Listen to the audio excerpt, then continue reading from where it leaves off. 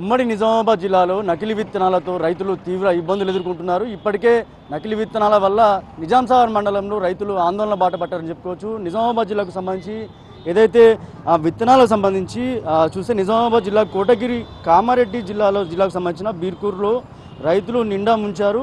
నాసి రకం విత్తనాలే ఉమ్మడి జిల్లాలో సాధారణంగా వరికి 110 రోజులు పంటగా సాగు చేస్తారు. కానీ అది ఎండాకాలం కాబట్టి దాన్ని ఖచ్చితంగా పాటిస్తూ ఉంటారు. అయితే రైతుల నుంచి విత్తనాలు కావాలంటే వ్యాపారులు మాత్రం మంచి దిగుబడి వస్తుందని చెప్పి నమ్మిస్తున్నారు. ఈ నేపథ్యంలోనే 140 రోజులకు చేతికి వచ్చే పంట ఏదైతే ఉందో ఏదైతే మంచి విత్తనాల పేరుతో అంటగట్టి చేతులు దులుపుకుంటున్నారు వ్యాపారులు. ఎండాకాలం నిజాం సాగర్ సంబంధించి అంటే ఎండాకాలంలో రావాల్సిన పంట ఏదైతే ఉందో పంట రాకపోయేసరికి రైతులు ఆందోళన వ్యక్తం చేస్తున్నారు. నిజామాబాద్ జిల్లాకు సంబంధించి అంటే నిజాం సాగర్లో నీటి ఏదైతే నీరు పారిస్తున్న సందర్భంలో కూడా అక్కడ రైతులందరూ కూడా తీవ్ర ఇబ్బందులు ఎదుర్కొన్నారని చెప్పుకోవచ్చు. 140 రోజులకు రావాల్సిన పంట ఏదైతే ఉందో ఆ పంట రాకపోయేసరికి ఒక్కసారిగా ఆందోళన బాట పట్టారు. ఈ విషయంపై ఏదైతే అక్కడ ఉన్న స్థానిక పోలీస్ స్టేషన్లో ఫిర్యాదు చేయడంతో సంబంధించిన కంపెనీలు ఏవైతే ఉన్నాయో ఆ కంపెనీలు రైతులకు ఎకరాకు 20,000 రూపాయలు పరిహారం చెల్లించి చేతులు దులుపుకున్నారు. అక్కడ కేసును కూడా ఏదైతే పెట్టిన కేసును కూడా మాఫీ చేయించుకోవడానికి అక్కడ తాపత్రయపడుతున్నట్టుగా తెలుస్తుంది.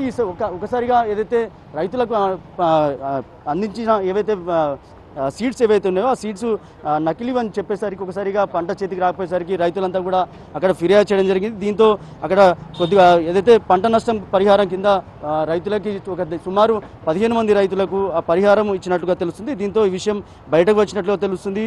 ఈ నేపథ్యంలోనే ఏదైతే విత్తనాభివృద్ధి సంస్థకు సంబంధించిన రైతు అధికారులు కూడా కొద్దిగా రైతుల పట్ల చులకన చేసి చూస్తున్నారని చెప్పుకోవచ్చు. ఏదైతే వరి విషయంలో జిల్లాలో నకిలీ విత్తనాల సంగతి దేవుడెరుగు, కానీ నాసి రకం విత్తనాల విషయంలో జిల్లాలో గత ఎండాకాలంలో బహిర్గతమైంది. ఉమ్మడి జిల్లాలో వరితో పాటు అధికంగా సోయా, పత్తి, మిరప పంటలను పండిస్తూ ఉంటారు రైతులు.